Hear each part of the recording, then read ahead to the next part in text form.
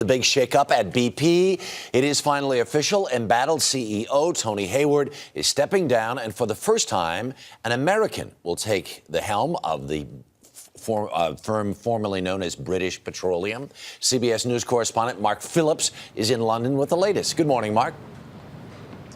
Good morning, Harry. Well, BP has finally confirmed what everybody expected, which is that CEO Tony Hayward, the man who would become very much the villain of the Gulf oil spill piece, is leaving effective October 1st. If BP wanted to preserve its American business, it really had no choice. Tony Hayward is the bone being thrown to the angry dog of public opinion.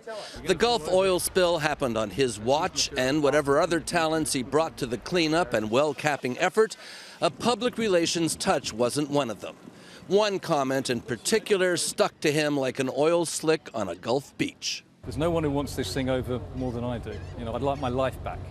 As sacrificial lambs go, Tony Hayward is an expensive one. The golden handshake from BP will involve a year's salary of $1.6 million, a pension of about $1 million a year, and BP shares that could be worth millions if the stock price recovers.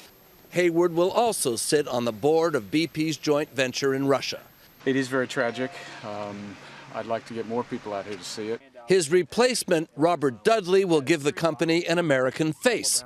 And an about-face of BP's image is something the company's chairman admits it badly needs. I think it became clear that you needed, in this case, a new face, a new man to lead this. And of course, especially America is our biggest market, so that is also important. So I think it became difficult for him to take on that task.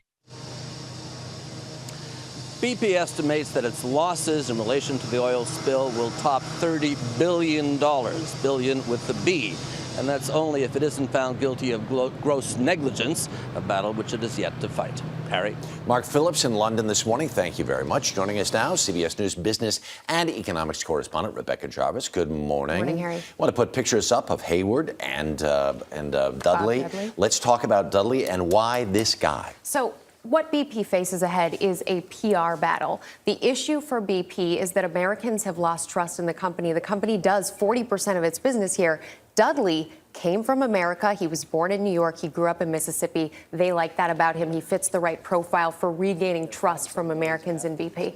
Let's talk a little bit about BP losses, because this is a company, big company, used to making lots of profits. The profits from a year ago this quarter versus the losses of this are they're almost breathtaking. Yeah, we're looking at massive losses for the quarter, $17 billion in losses this quarter versus last year this time, the company was making $4.4 billion. But what's most important about all of this is what shareholders have lost in the bargain. Shareholders have lost $70 billion as a result of all this. And in the end of the day, does BP, this is a question that's come up in the first weeks and after the first month and the second month, do they have the resources to back up what has to be $30 billion or more in funds to pay for this ongoing? Yeah, they have set aside now $32 billion. They're selling some of their assets to pay for the cleanup costs. And as we know, the Obama administration has requested that they put aside that $20 billion